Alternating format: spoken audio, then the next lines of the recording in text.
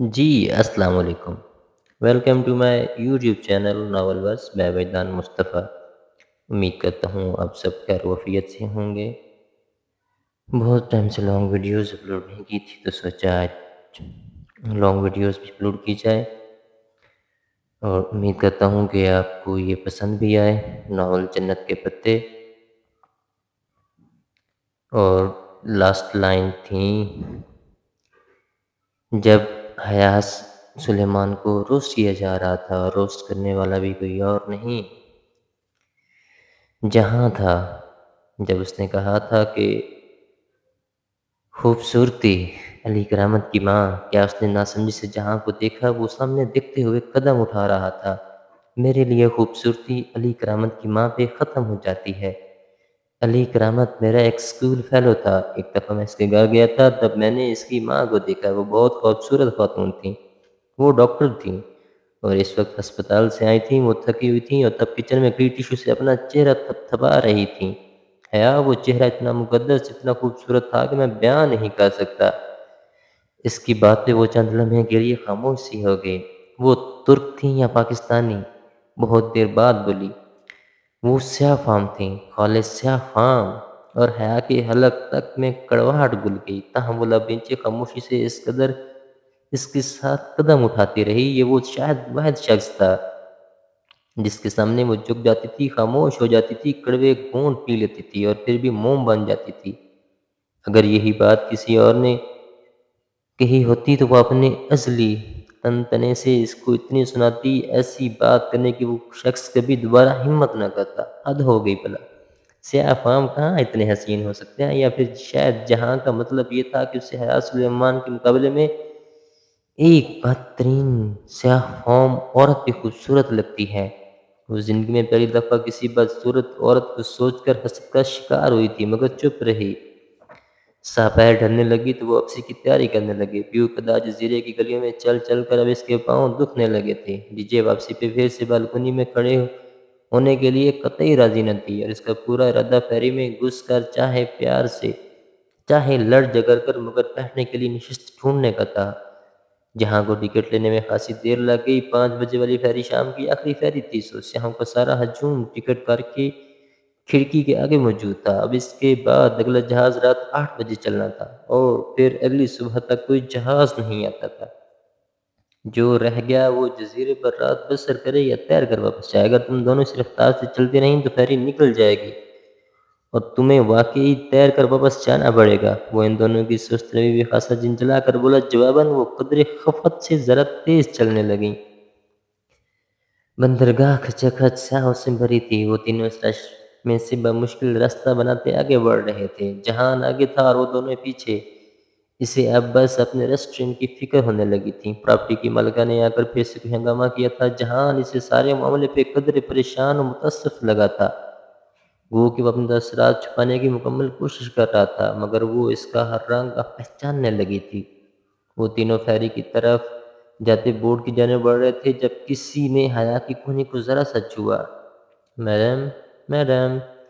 वो ठिठक कर रुकी और गर्दन मोड़ी। इसके अकब में एक 12-13 बरस का एक तुर्क लड़का खड़ा था। वो कोई ठेले वाला था। उसने गर्दन के गिर्द और दोनों हाथों में बहुत से हार और मोतियों की लड़ियां डोरियों में बांध कर उठाई हुई थी। और अब वो लड़का एक एक गुच्छा हया के चेहरे के सामने करके दिखाता, तरकीब दिलाने की कोशिश कर रहा था। वो कभी न रुकती, मगर वो मोती और इनकी चमक इतनी खूबसूरत थी कि उसे ठहरना ही पड़ा।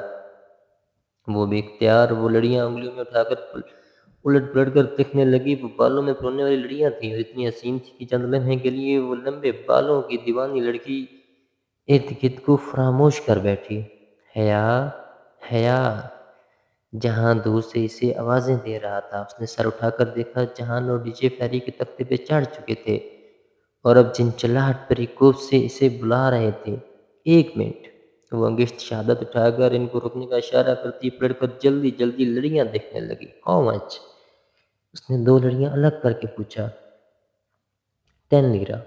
ये तो बहुत ज़्यादा है। उसने खफगी से बच्चे को देखा। पीछे जहान इसे नागवारी भरे अंदाज में फिर से आवाज़ दे रहा था। तुम जाओ, जगह तलाश करो, मैं 2 मिनट में आ रही हूँ। इसने इनको मुतमईन करने के लिए जाने का इशारा किया। ان تک ان کی آواز شاید پہنچ گئی تھی۔ تبھی وہ دونوں سر ہلا کر مڑے اور فیری کے اندرونی رستے کی جانب بڑھ گئے۔ فیری نکلنے میں ابھی 3 منٹ تھے اور وہ ان 3 منٹوں کو ضائع نہیں کرنا چاہتی تھی۔ سیمن لیرا، اس نے حتمی انداز میں لڑکی کو کہا اور پیسے نکالنے کے لیے سنہری کلچ کھولا۔ اس سے قبل کہ وہ نوٹ نکالتی، لڑکی نے ایک دم پس چپٹا اور بھاگ کھڑا ہوا۔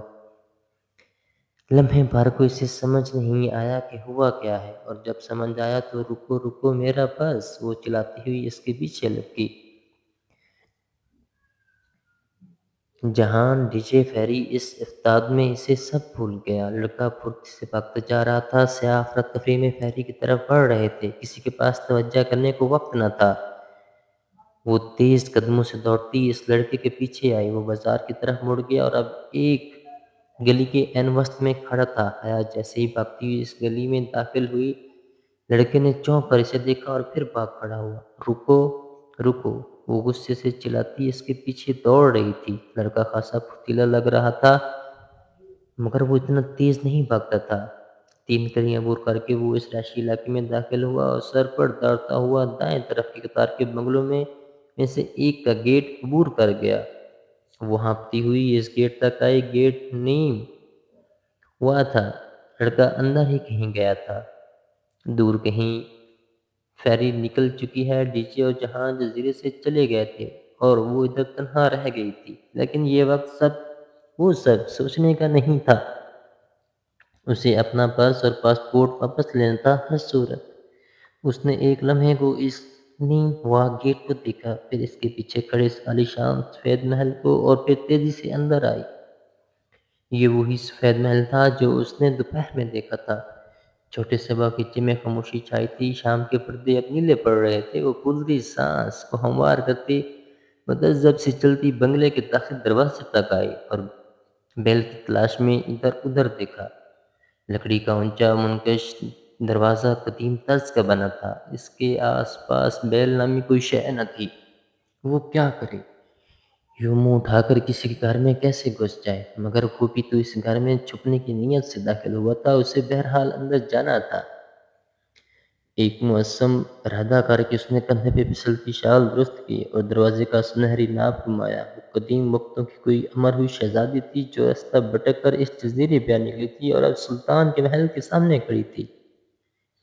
دروازہ چرر کی آواز کے ساتھ کھلتا چلا گیا۔ اندر ہر سو اندھیرا تھا۔ اس نے چوکھٹ پہ قدم دھرا۔ ہلو! وہ 2 قدم مزید آگے آئی اور پکارا۔ اس کی آواز کی گونج در و دیوار سے ٹکرا کر پلٹ آئی۔ وہ کسی لابی میں کھڑی تھی۔ وہاں نیم تاریکی سی چھائی تھی، صرف کھلے دروازے سے آتی شام کی نیلگوں روشنی میں آگے جاتی راہداری سی نظر آ رہی تھی۔ اس کا دل عجیب سی بے چینی و خوف میں گرنے لگا۔ کوئی ہے؟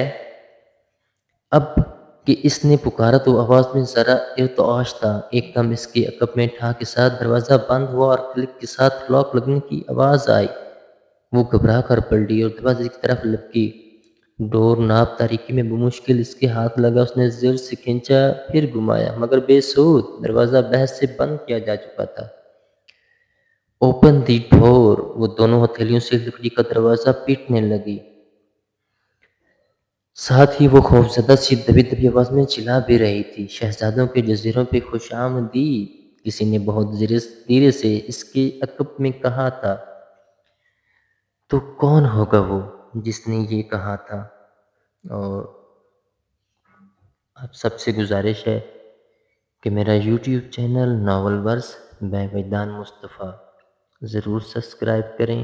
انشاءاللہ آپ کو یہاں پہ ناول سے ریلیٹڈ شارٹس اور ڈیلی 1 منٹ کا خلاصہ نئے ناول کا ملے گا، اور اور اور انشاءاللہ یہ سفر بہت پیارا رہے گا۔ تو بنا ٹائم ضائع کیے ہم ملیں گے انشاءاللہ اگلی ویڈیو میں۔ میں وجدان مصطفیٰ، تب تک کے لیے اللہ حافظ۔